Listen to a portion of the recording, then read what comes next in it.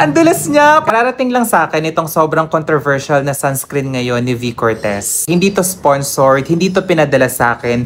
Binili ko talaga to kasi gusto kong subukan sa sarili ko kung talagang totoo ba yung mga reviews na nakikita ko. 20 ml siya, nasa 130 pesos yung bili ko dito sa TikTok kasi naka-sale. Lalo yung mga reviews na nakikita ko dito may mga nagsasabing maganda, meron ding nagsasabing hindi. So ako gusto ko siyang subukan. Umpisahan natin sa amoy. Yung amoy niya, parang meron siyang kahalintulad sa mga panglagay sa buhok na naaamoy mo sa parlor o kaya yung mga pangkulay na buhok. Subukan na natin siya. Tinted sunscreen pala siya. So, 2-finger method. Oh!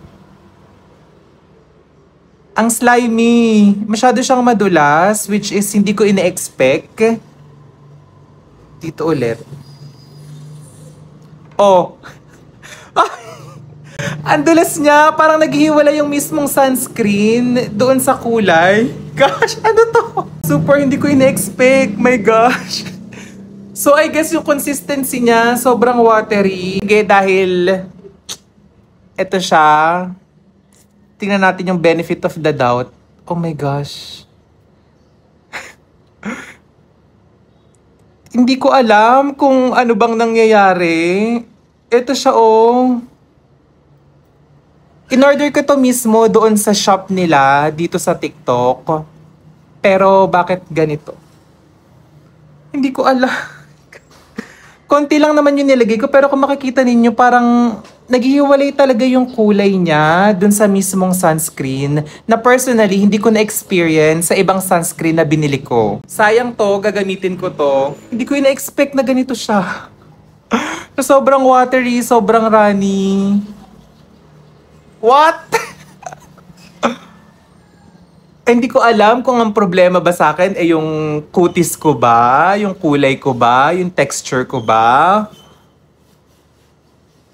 Eto.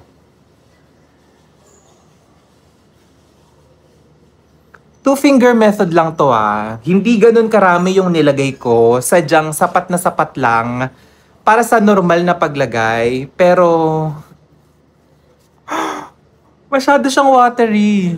Legit. Parang masyadong matubig yung sunscreen. Kaya kung nakita ninyo, nung nilagay ko siya dito sa fingers ko, bigla siyang gumanon. Ito yung itsura niya kapag medyo na-settle na siya sa skin. Actually, hindi naman pala siya ganun ka-bad. Hindi naman siya ganun kasama tignan. Hindi naman ganun kasama yung effect. Sadyang nung unang pagkakataon lang, talagang medyo disappointing. Kasi ayan, kita mo, ginawa ko na lang siyang moisturizer kasi nung paglagay ko, bumaba agad dito. So, ayun. Ito yung sunscreen ni Miss V. Cortez. Kung titignan ko naman siya, madali naman siyang mablend. At madali naman siyang magsettle. Kaso nga lang, dun sa unang pagkakataon na pag nilagay ko siya, parang naghihiwalay talaga siya. Pero, nonetheless, I would say, okay naman siya. I guess. Ayun.